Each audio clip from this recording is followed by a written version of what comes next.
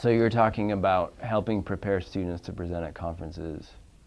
Well, that's not the manifest purpose. The Okay. manifest purpose is, say, in this semester I'm doing demography.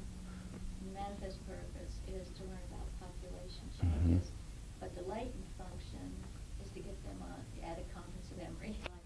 The way that I structure my classes is, you know, the students' grades come from the formal essays that they're writing, the graded essays, and depending on the class, there are 3 or 4 over the course of the semester. But then I have a bunch of required but ungraded writing assignments that are in the service of one or more of those larger projects.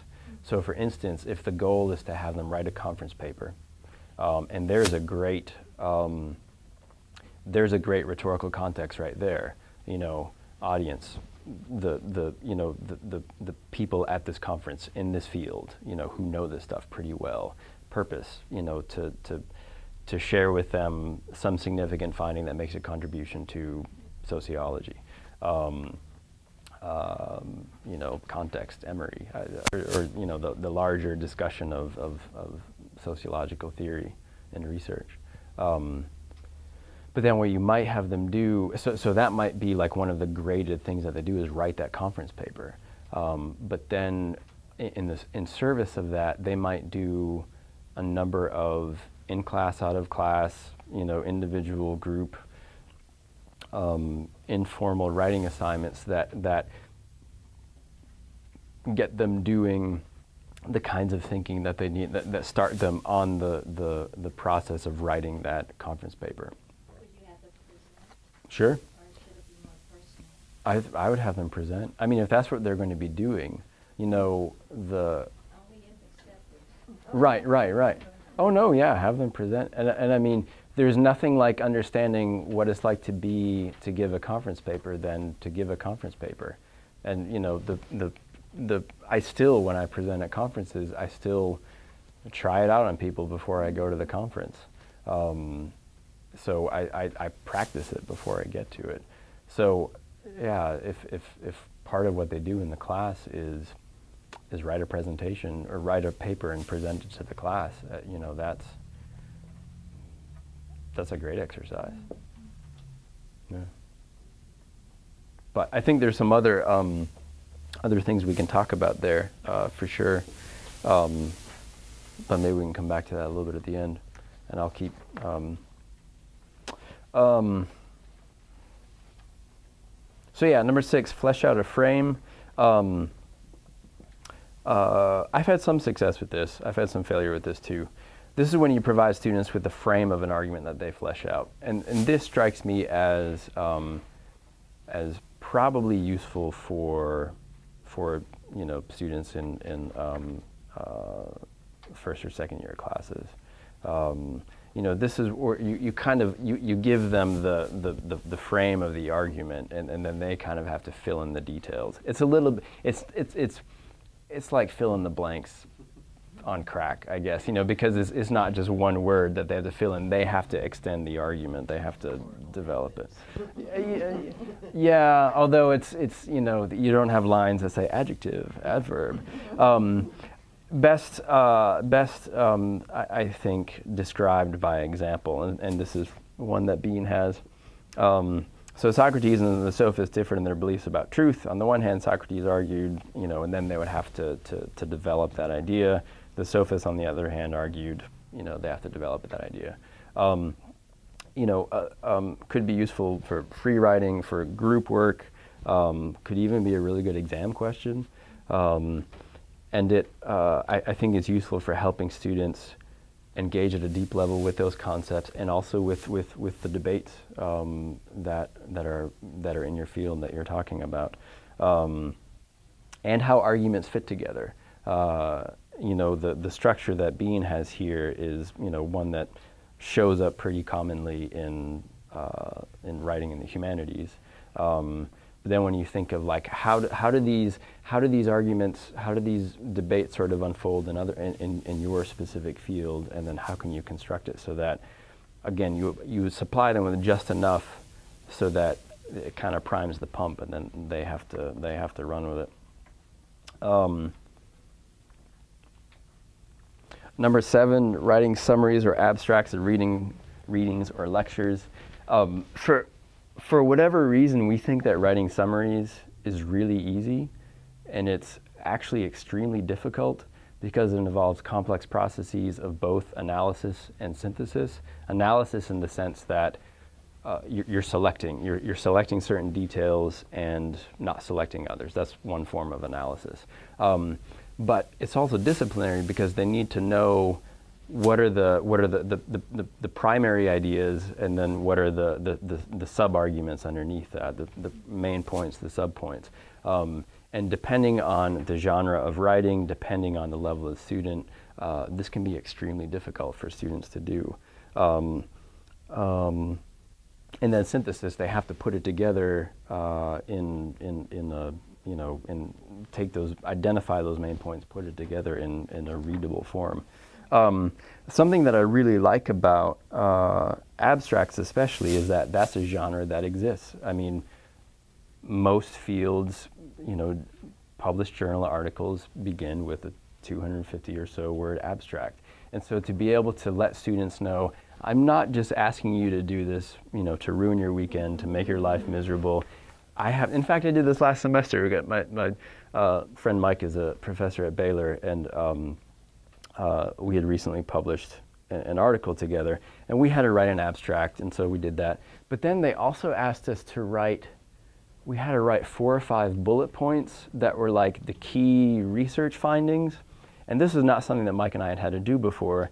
And and I had my students summarizing, I had them summarizing something, and so I showed them the process that Mike and I went through, and also the different kinds of summary that we had to do, because we had the abstract, one kind of summary, then we had these bullet points, which was another kind of summary, and I showed my students the requirements. I mean, they were, this number of words per bullet, this number of bullets, and they showed us. They had lots of examples of what counted as a good bullet point, what counted as a bad bullet point. So I sort of walked them through what had ruined my weekend, and to kind of help identify with them. But I think if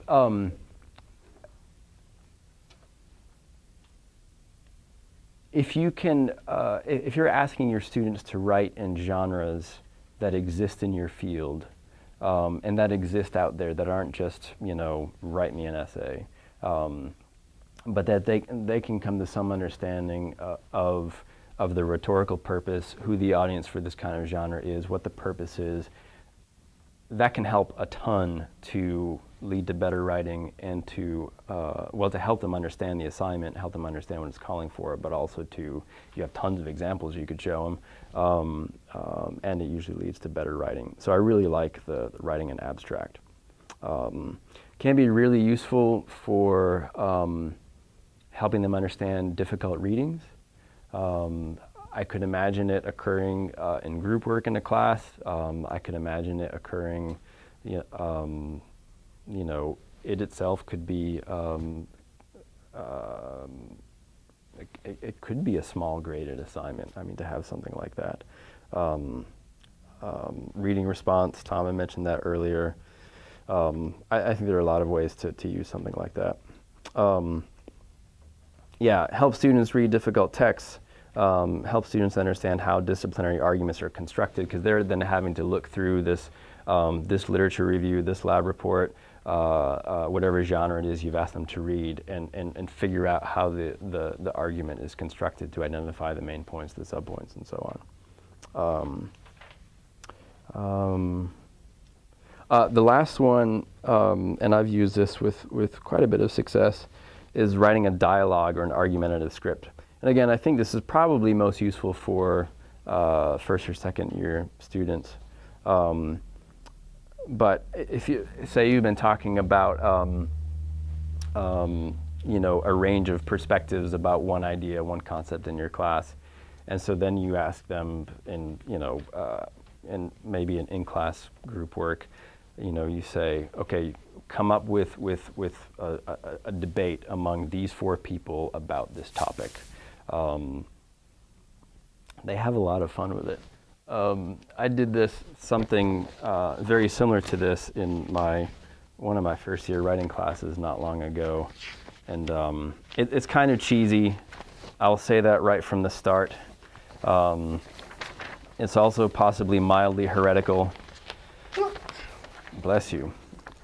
Although I tried to warn them from heresy.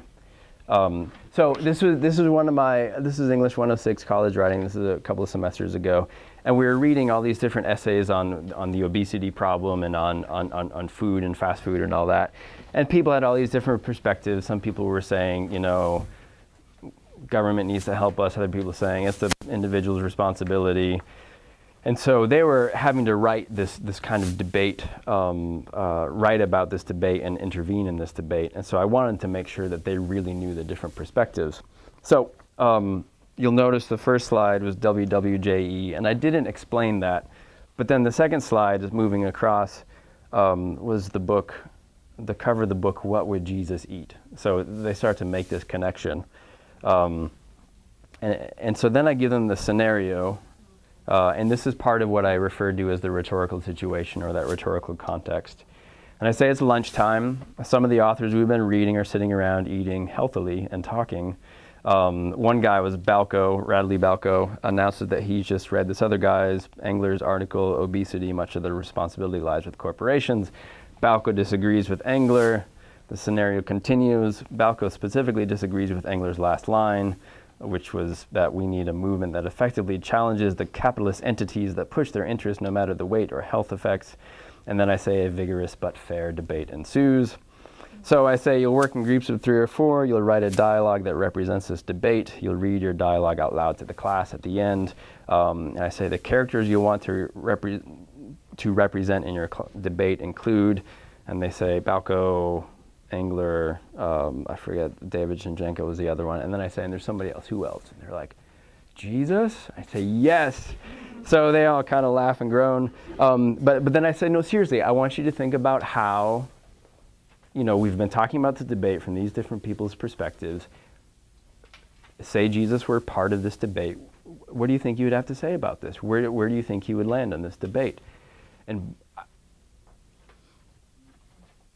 I don't know if I've ever taught a class where first-year students were so thoroughly engaged for the whole time and we're debating with each other and we're laughing and we're throwing out ideas and we're scouring. I mean, they have their books and they're looking through like, okay, Shinchenko says, blah, blah, and they are, because they're having to represent these positions, I'm kind of like what I said about writing for, kind of an audience of I don't know, 4th graders or something. They're having to take these complex arguments and kind of get them into much smaller points in kind of a dialogue, and they're having to think, we haven't really talked about this in terms of faith, but how does that play a role? And so, then we kind of talk about it all at the end and we see what people come up with, and they really get into it. So I know it's kind of cheesy, but that's kind of what I'm talking about, is involving them in, it forces them to really think about what the different positions in this debate are. Where I think that's really important for academic writing especially, and I think this is something we don't really talk about enough, but that all academic writing is an extended conversation. Literature reviews are sort of encapsulating what other people have said and where the debates have been. Usually when the beginning of an academic essay usually says, here's what other people have said about this. And it says, some people have said X, other people have said Y, I say this. You're responding, you're adding to, you're disagreeing, you're agreeing, you're taking different positions.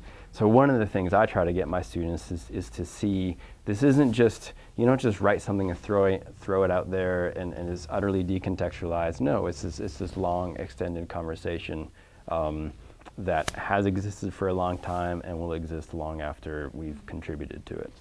And that's a good way to help them see that.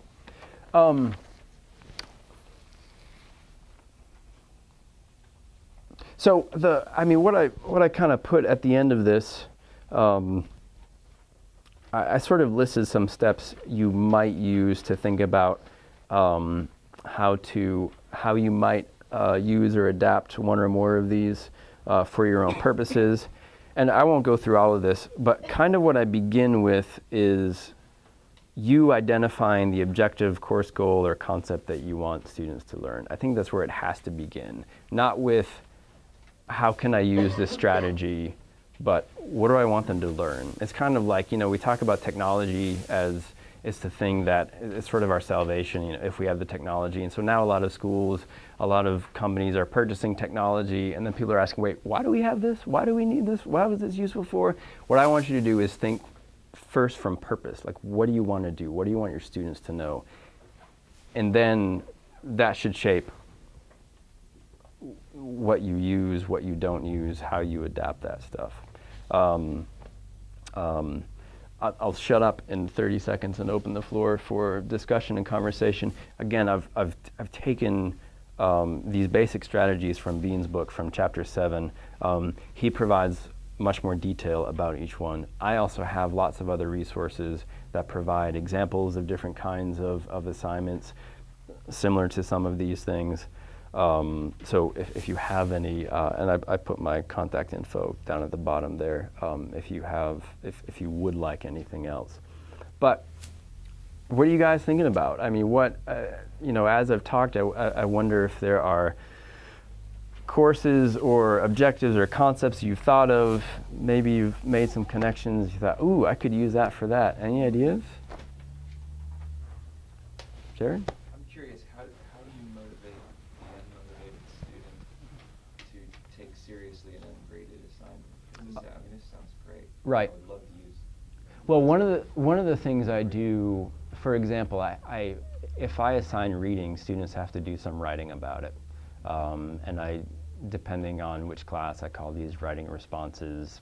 I call them other things sometimes too. I don't grade them,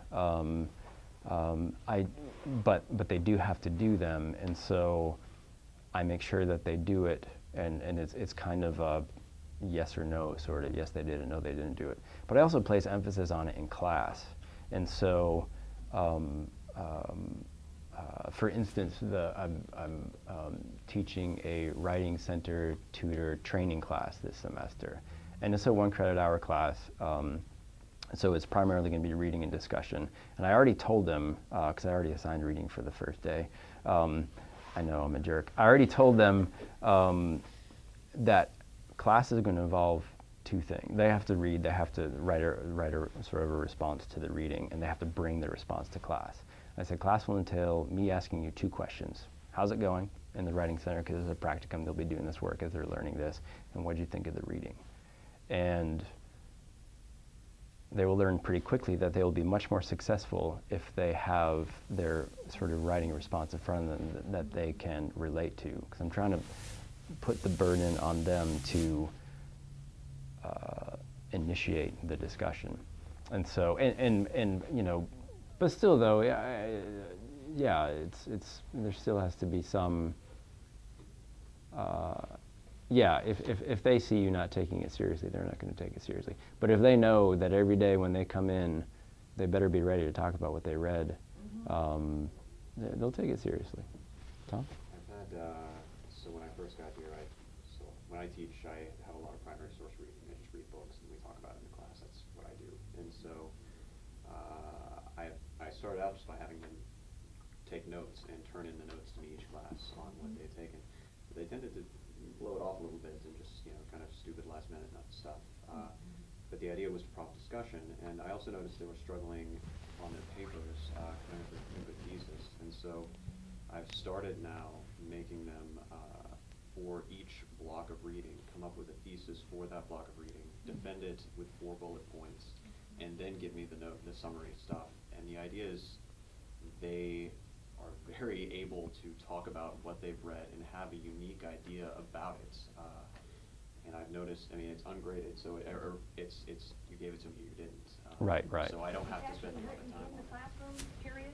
Pardon? And they hand it in when they leave? No, they write it, so they've done the reading for the class that day. Yeah. And they come in with thoughts about the reading that they will then share in the discussion. Okay, okay. And they've got a unique idea, a thesis that they can then share with their classmates. Okay. Maybe use it for a paper later on, and they get feedback from classmates on it. Oh, okay.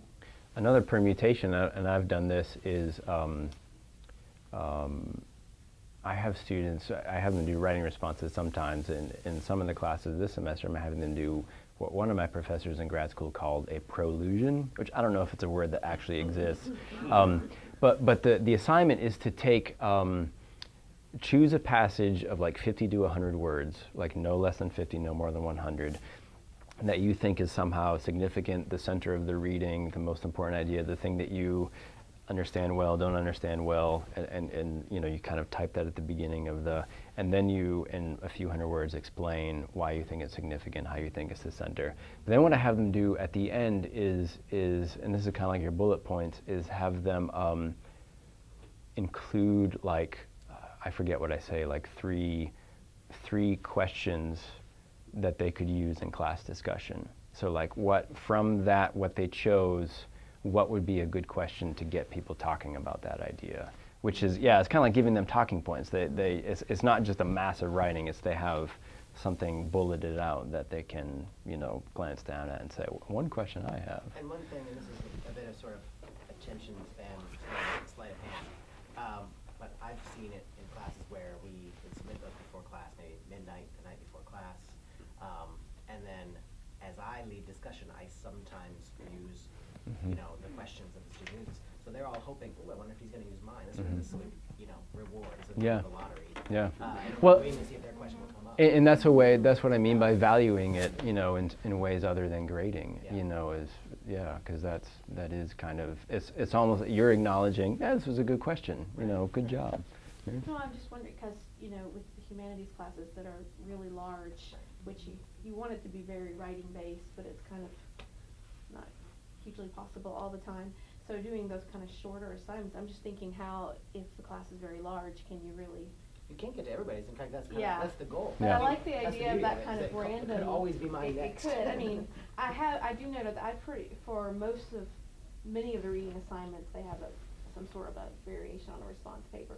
And I do notice that when they've been assigned the writing, the discussion usually goes a lot better because people are actually reading, they've processed the ideas. Some of them are frustrated because they think, I want to write after you've explained it to us. I think, well, the concept is that you're, you know, reading is, you know, what was it, writing to learn? Yeah. Yeah, that's Yeah. what, but it's the idea of how can you, sometimes it works really well with a large class, sometimes it doesn't always, Yeah. because people are, you know, maybe it's just this random picking, or do you have any? That's what I was ideas? going to suggest was, and I mean, you don't even need to tell them this, but say you have a class of 50 students, and you know, every class what you're doing is looking at 5 people's posts, and you're choosing the questions from that. And so then the next class you look at the next 5 people, or something like that, so that you're not every day scouring through 50 different ones, gotta find a good question, gotta find a good question. And you know, I don't know, do you still, if you don't, there may still be a question that you want to ask that nobody articulated that you throw in. I mean, and like I haven't done this. This actually was done in the class I was in. Got as a it, graduate got it, student. yeah. And sometimes, you know, it was much more teacher-led, it was much more Right, professor-led. right.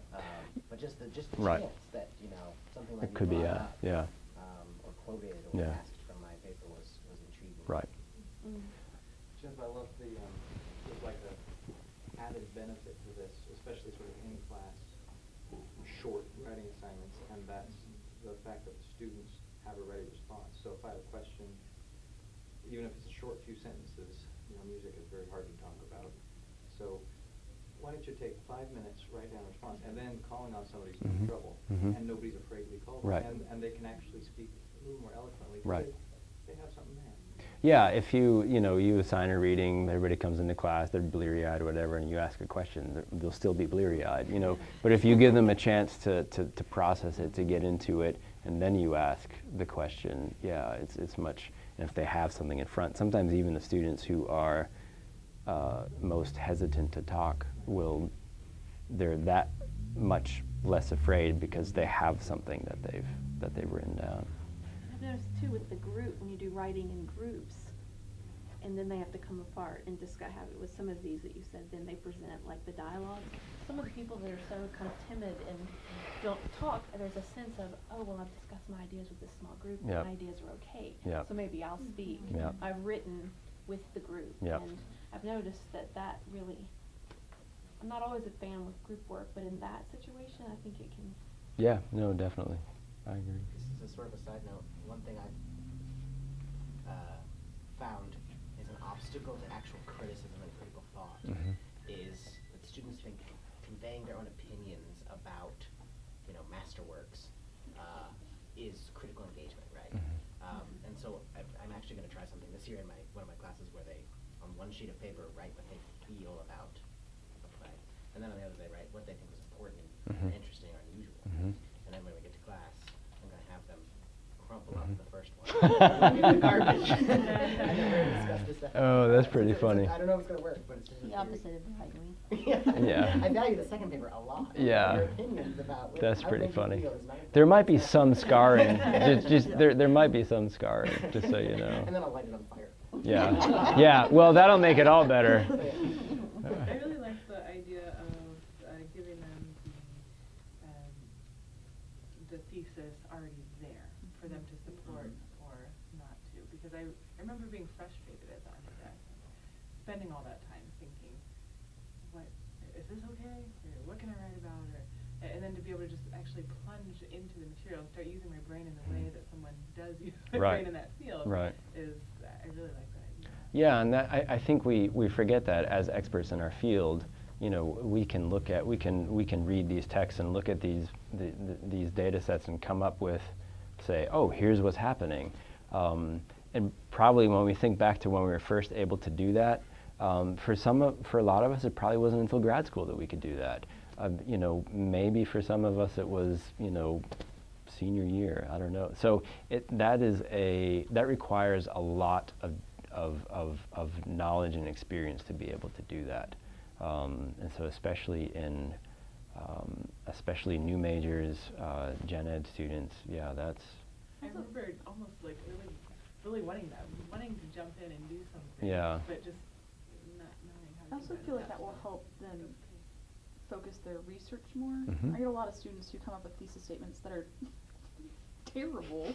And then they're like, theater is I can't good. find anything to research on my thesis statement. Yeah. It's like, it's terrible. Yeah. And then having to rework it. But if you give them the statements first, it will kick off their research. And they also have this anxiety about being able to find enough research, so that's why they often have these enormous, that it would take multiple volumes of books to be able to prove this point. Oh, no, but there are no books on Shakespeare. Oh no, you're right. But I'm glad Kevin Brown is not here. He would have just had a cow. But yeah, doing that lets them know the scope of the argument too. So yeah, we are a few minutes past time. So I say we'll call it done. If you have further questions, if you would like to chat or contact me at some point, let me know. Yay! They're clapping. Just gonna